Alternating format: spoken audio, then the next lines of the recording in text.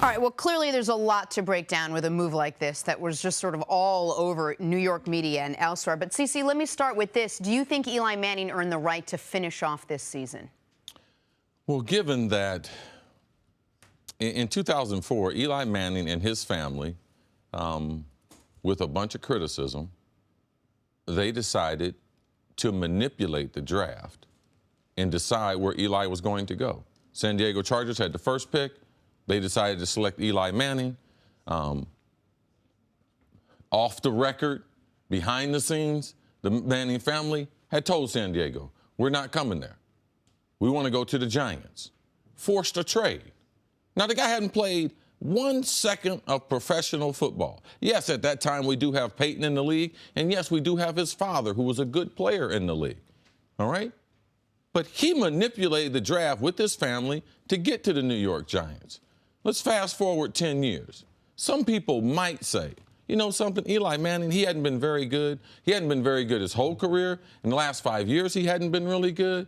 But let me tell you how he left the New York Football Giants. Nick, how many Super Bowl championships have the New York Giants won? In their history? In their history. Super Bowl champions, they've won 4. Do I have that right? Yes. Well, Eli Manning, in forcing his trade, he helped them capture 2 of those. Yeah. Now, there's been no New York Giants football team that has won that's been, you know, one individual. It's not Phil Simms. They actually won a Super Bowl without Phil Simms. It wasn't LT in the defense. It wasn't Parcells. It wasn't Belichick. They've done it as a team and an organization. That's how they've won their 4 Super Bowls. So now the guy in the 2 biggest games in the franchise history against the New England Patriots, this guy shows up. Now, I don't care if the guy played like a bum for 10 years. On those 2 days, he was very special. In those 2 days, in his overall ability to be consistent, what about being a professional? What about representing the organization in New York and abroad? Eli Manning has been exemplary in doing that.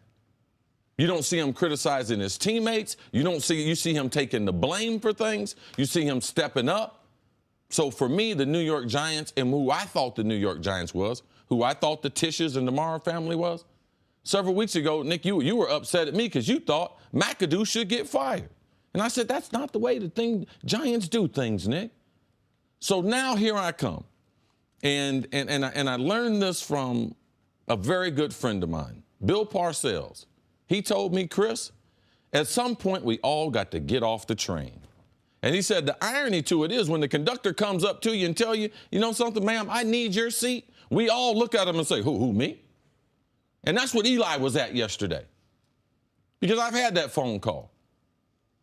Yeah, we're going to replace you. We're going to move on from you. I was like, man, who, me?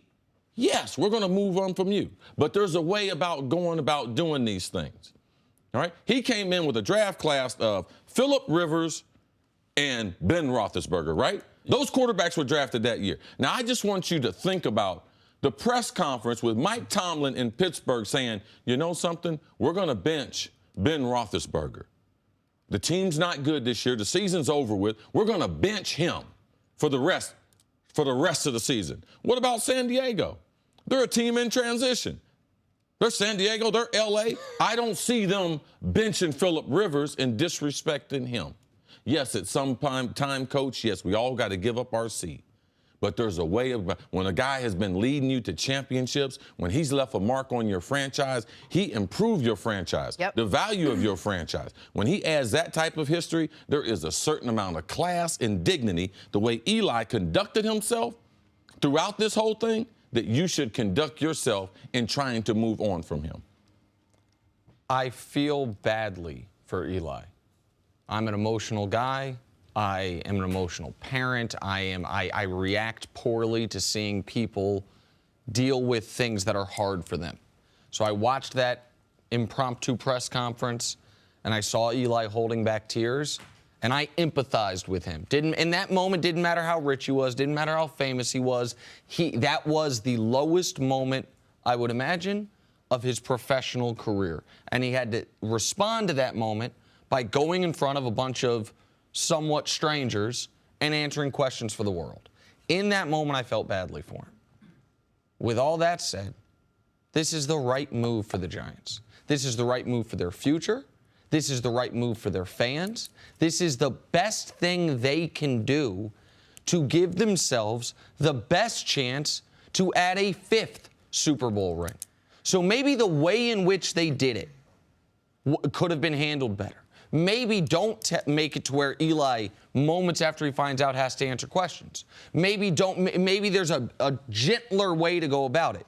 But what the Giants know is next year is the first year they can easily get rid of Eli and not have it ruin their cap. What the Giants know is, for the first time since Eli's been there, they're staring at a top 5 pick. What the Giants know is, over the last 5 years, no player in the league has thrown more interceptions than Eli Manning. And they have 2 quarterbacks on that roster. One is Geno Smith, that I know we all believe is terrible, but they have him cheaply, and they want to know, can he at least be a serviceable backup? They also have a guy they like enough in Davis Webb that they spent a 3rd-round pick on him. They need to get him out there sooner than later to find out, Davis, are you good enough to where when we do have this top 5 pick, we don't take a quarterback? So it might have been uncomfortable. It might have been un-Giants-like, but I've seen teams in this sport and other sports try to do right by their player. Kobe Bryant, who is a much better player than Eli Manning, a much greater legacy than Eli Manning, the Lakers wanted to do right by him, and their franchise has still not recovered from it.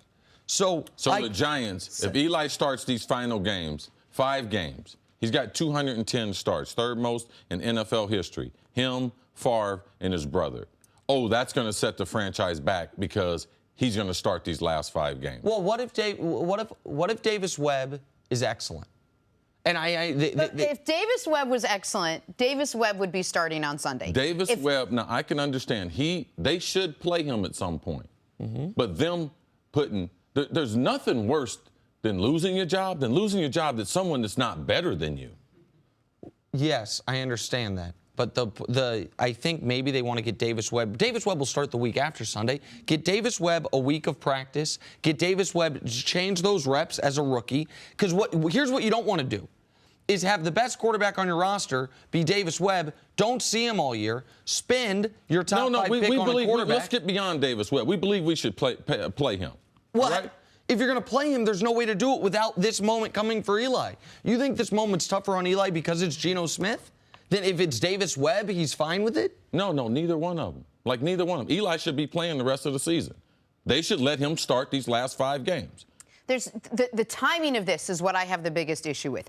At 2-9, with no chance to do anything with this season, no chance to turn it around, and if you're telling us you're not cleaning house, to make this decision of all the options that were on the table from an organization that we have so many times said is a classy organization, probably takes a little more time in making their decisions, spends more time. I know it goes against the grain, and it goes against your grain with how decisions should be made.